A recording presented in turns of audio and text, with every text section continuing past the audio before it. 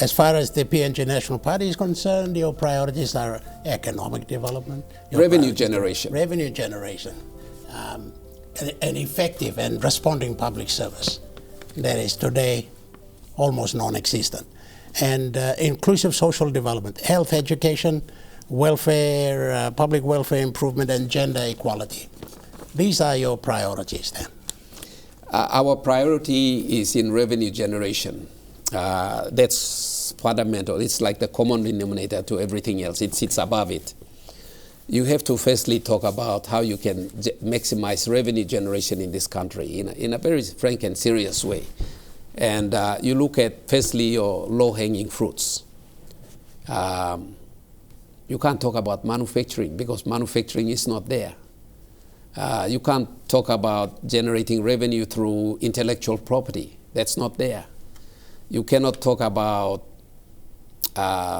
generating revenue through financial investments because you don't have the money to start with, such as getting into international lending or big corporate lending or things of that nature. You don't have the money.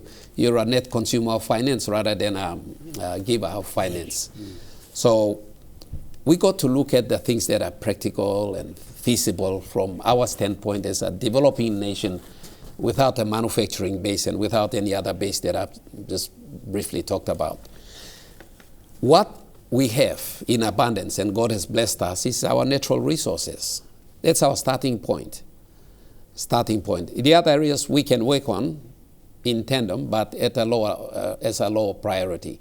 Our priority now is to make sure that of the existing resources we have, which the industrialized nations need and want, we got to be able to market it to them at a price that's beneficial to us.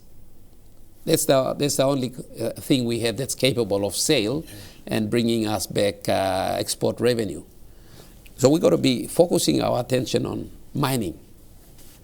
We've got to be focusing our attention on petroleum, forestry, fisheries. These are the four low-hanging fruits. Others will talk about agriculture. I'll say that's further down the line. Because in order for agriculture to make an impact, you have to firstly change the people's culture, operating culture. We still exist under this subsistent culture.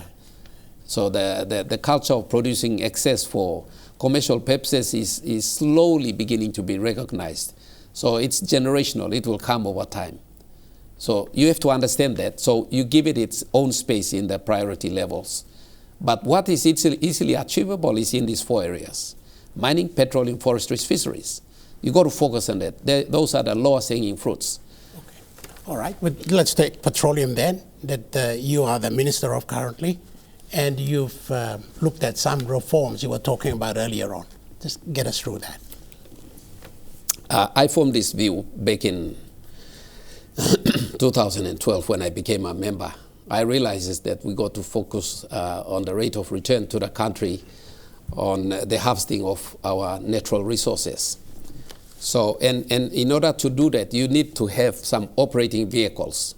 Firstly, there was some debate in the legal fraternity that the state didn't own the oil and gas and the minerals. That was the legal argument, because they said there was nothing in the Constitution. Yeah, it was underground. Correct, yeah.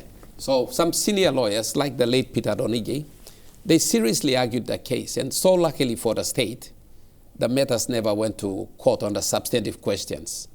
There were a couple of Supreme Court challenges to say that the state did not own these things and it was owned by the landowners. Some people say it's desirable for the landowners to own it, but I've always maintained that in order for there to be fair redistribution of the benefits of these resources, it's got to be owned by the state. And I've maintained that all the way through. But some people said the state never owned it and never did under existing law, because there was nothing in the Constitution that said state owned the minerals and the petroleum. So as soon as I became member, I was fortunate to become Attorney General. One of the first things I did, I introduced a constitutional amendment to say that the state has always owned and continues to own the minerals and petroleum in the ground. And that amendment was passed by Parliament. So now it's ownership, state ownership of these resources is constitutionalized. I got to start from the beginning, you see, in order to finally reach the end of the outcome that I want to. So firstly, you've got to secure state's ownership first. Then you talk about how that should be harvested. That's been done already in 2013. Then there was a need to create certainty of who the state agents are when it comes to the commercialization of these resources. You needed an identifiable vessel with whom developers can interact with and who can then hold the state interest and manage those things. So I introduced a draft organic law to create Kumul Mining Holdings Limited, to create Kumul Petroleum Holdings Limited. The cabinet approved my draft legislation, and before I could bring it to Parliament, I got sacked. But the bill was slightly amended and put through Parliament, and now you have Kumul Mining and Kumul Petroleum there as operating vehicles. Now they're the state representatives in that industry areas. Now, the next reform to do in both those important industries is, you know, that the current system we have very expensive for state entry and brings minimum benefits. So why should we continue to maintain that? We've got to move away from that. The world, most of the countries in the world have already moved away from that, which is a post-World War II scheme, to what they call now production sharing arrangements or other similar arrangements. They've moved away from the arrangement we have already. We're the last, still strangled with this arrangement.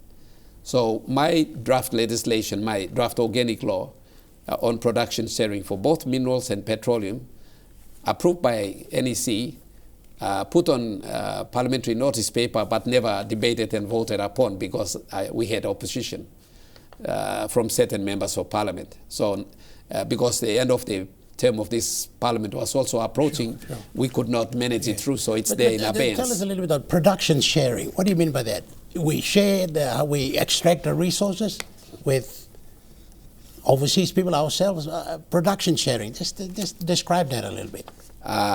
To understand that, you have to go back, understand the concession-based licensing system first. Okay. So I'll just explain it in brief.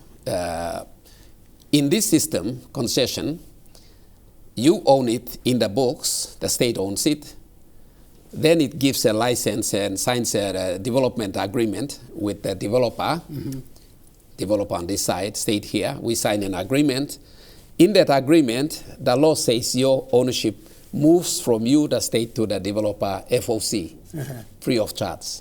You give away your ownership free of charge.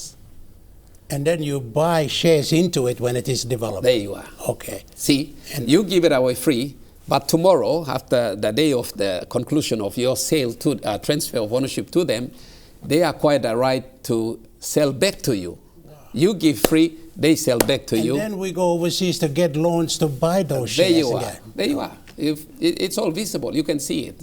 Even though I haven't spoken yet, you can see it. You give it free. You buy it back. That's your first loan. You buy that in mineral. You buy back 30%, up to 30%. In petroleum, you buy back up to 22.5%. That's your statutory right. You buy it back. Yesterday you gave it them free. They sell the same damn thing back to you at a commercial price. Now these things are expensive, so you have to go and borrow billions of kina to buy it back. That's your first loan. It's not the end of the loans. This system allows you to borrow once to buy back.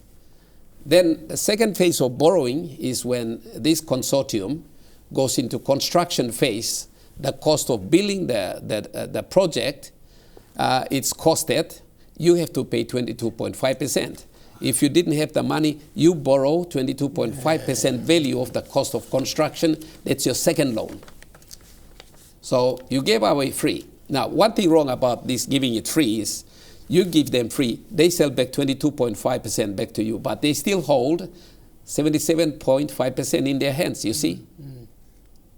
Now, they don't want 77.5% in their hands. It's too expensive. So you know what? They sell up to 30 to 40% of that 77%. They make money in the billions out of that. Yes, yes. That's money you could have made. Okay. Next. And that's the only way you can enable and empower us to do the right thing for our beautiful country.